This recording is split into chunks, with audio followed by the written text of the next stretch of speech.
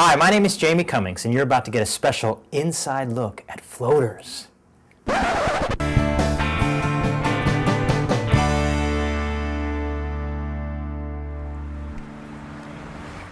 Hello?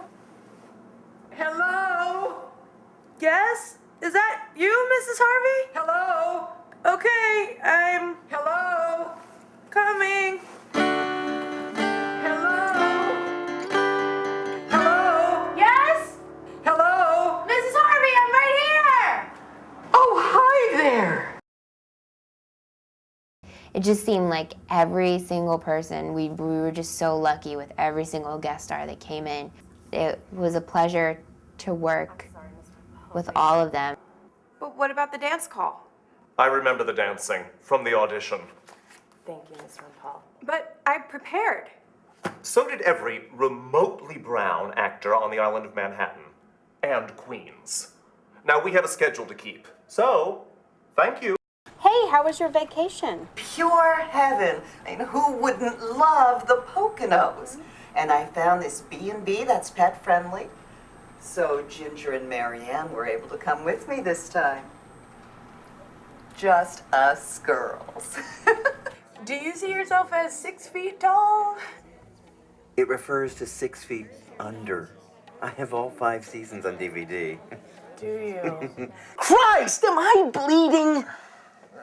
No, dude. I think you're fine. I gotta get out of here, all right? Dude, you're messed up. I had a really nice time, and I'd really love to see you again. They're all super nice. They'll love you. Thanks.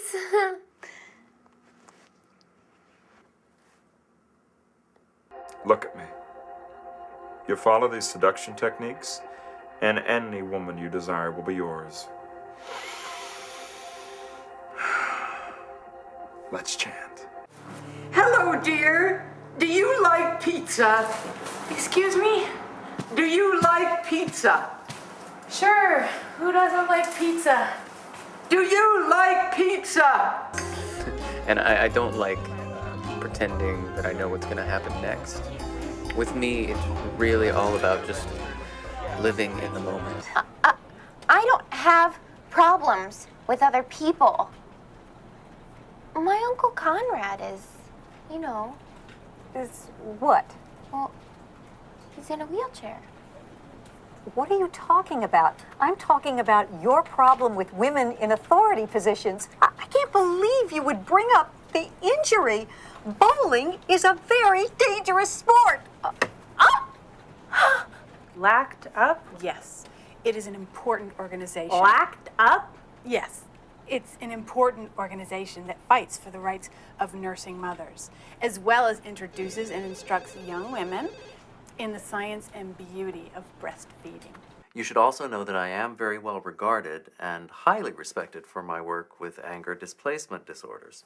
I can see you on a pro bono basis, just $20 administrative fee per session.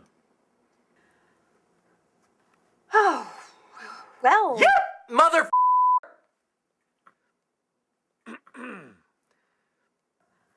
This time, could you make her a little bit brighter and maybe with a little more...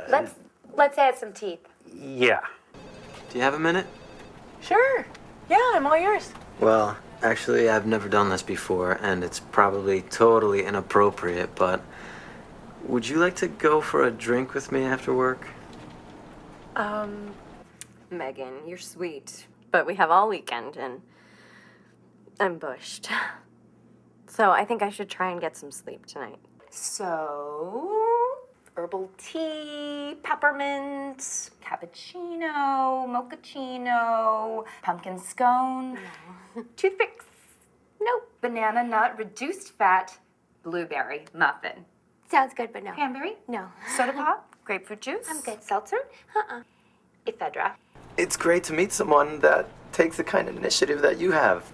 You must really care a lot about your coworkers. And if we have the same shoe size, we could pool all of our shoes together and have like a gazillion pairs each. Who decorated in here? Hi! Oh my goodness, it is so nice to meet the both of you. I feel like we're all friends already. I used to do a monologue from the Belle of Amherst. What? Emily Dickinson? She's a poet? Oh, yeah. Doesn't she do that, like, deaf poetry jam kind of thing? I never get to do this. Salute. Do you guys think about having kids? No. No. What is that? It's just Sissy. Where did it come from? It? She. She's Mrs. Harvey's. I interviewed to live here, but I never heard anything. Needless to say, the room was thick with sexual tension. Jake. Jake is dreamy. Megan is lucky to have had such a cute boyfriend, and Jason, who plays Jake, is a very sweet guy. And I feel like I missed the boat with us. Want another shot? No. Why? Because That's retarded, Megan. You love me. I know you love me. We're like this. like what? Retarded? Yeah. Yeah, we're kind of like that. We're like soulmates. We break up. We really don't break up. My number, Jake. If you look like Jason, you can contact me. In Erica's bad day, that Erica's mom was going to call, and instead of it just being a voiceover, it was going to be on camera, and my mom was coming into town in a couple of weeks, and they were just going to shoot her. I was going to call you. Your room burned down. What? My mom was out in LA during the 70s and got a lead role on a sitcom about 3 girls in LA, and we were kind of struggling to be nightclub singers together. And my little old cigarette started a small fire. Thank God your father came home and rescued me. It was just great to work with her in another aspect of entertainment. You know, we've been on stage together. She's been my director, my choreographer, and now we've been able to work in film together, and I'm just really lucky. She truly is my mentor and my inspiration in life. Have you talked to your friend, sponsor, about all of this? Gene? No, he's getting on my nerves. Besides, it's been a long time since I've had a bout with the blues. I loved shooting the flashbacks. I think it's just a lot of fun to put that wig on and stick your teeth out, put the retainer on, because we all remember those awkward years. Megan, look at the camera, Megan. Come on, honey, give me a smile. There you go. Beautiful. My most favorite thing to shoot was the flashbacks. It actually was a little bit disturbing because it kind of took me to a place that was very sad. But it was a lot, and the way that my makeup and my hair was done, I looked exactly like what I looked like when I was 14 years old. No, Mrs. Rand Paul. Misha isn't here right now. She had to go to the library. We ran out of books. Oh, I love the small room, which could be anything from the Secret Lives set to the Cuban bathroom in about 5 seconds. Nancy does a fabulous job of just whipping up, oh, you need a Cuban theme? Give me 3 seconds and a crayon. There's been things like the soap set that I assumed were in there, but I wasn't there the day they're filmed, and I was just like, where is that? Because it looks like a completely different room every time. Like, where did they film that? Because we only have a very small number of rooms, so it would basically have to be that room. But there's furniture, and the wall's different. There's wallpaper, and the light fixtures, and the room's probably, I don't know, maybe 10 feet by 10 feet, 10 by 10. It's pretty small, but it always looks like whatever it's supposed to be. The restaurants and clubs they go to, I'm always astounded by how she makes it look. I enjoyed the episode called Good Impressions where Roland takes Erica to a LARP party, which is live action role playing. In full disclosure, I wrote that episode, so that's one reason I enjoy it. But it was also fun because we got to go on location. We got to leave the set, and it's basically like a field trip. It's what it feels like. You all get in a car, and we went to Central Park, and we were filming in this not heavily wooded area. It was actually just right off a path with a lot of foot traffic on it. And in the scene, Roland's wearing a very homemade costume, taking her to this sort of medieval staged battle. There were tourists that could see that we were filming stuff, and they would stop like, oh my gosh, what are they filming? Something exciting. We're in New York. We're going to see a celebrity. Maybe they're filming the next Lord of the Rings movie, and then here's me in this like with a shield made from like an aluminum foil baking tin, and with like a plastic mallet, that was bought at like a Halloween store, and they really only watch for a couple minutes. They'd be like, oh, this is some piece of crap. Let's go back to the hotel. I told you we should have gone to LA. It's very difficult to shoot outside in New York because it's just loud. Everywhere you go, it becomes a sound problem.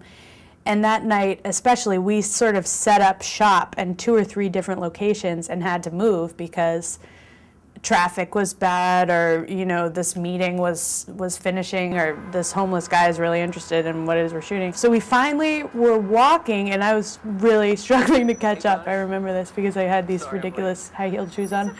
And so our sound guy, Arnold, Mike, who was directing, and Chris, who played Jonas, were walking ahead of me. And I remember just sort of being like, hey guys, what about right here? And it wasn't being considered because it was Broadway. And it was also where the subway line was running underneath. So you would think it was loud, but just sort of in this one block, it was quiet. And they were like, okay, yeah, let's try it.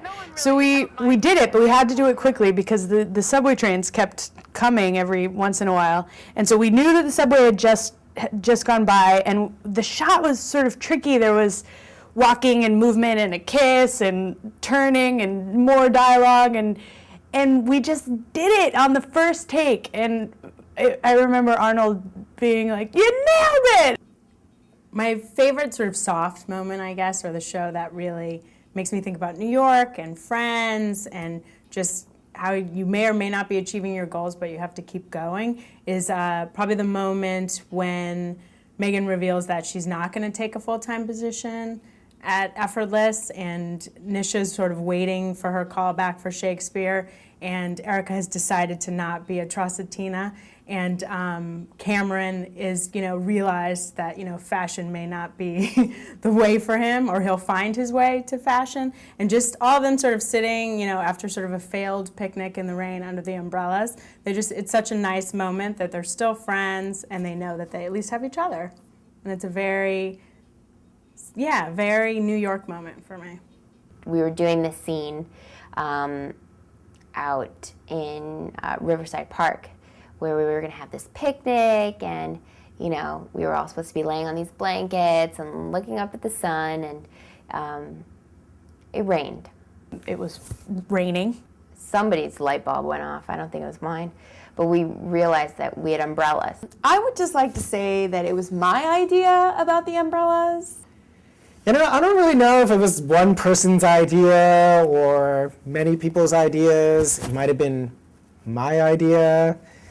And several people say that it was their idea. I'm not sure whose idea it was. It may have been. I think I heard Poonam say it first, but Paul says it was his idea and Mike says it was his idea. They weren't my umbrellas. No, I was definitely the first person to say, yeah, that's a good idea. And so that's what we did. And I think it's because I supported whoever came up with the idea.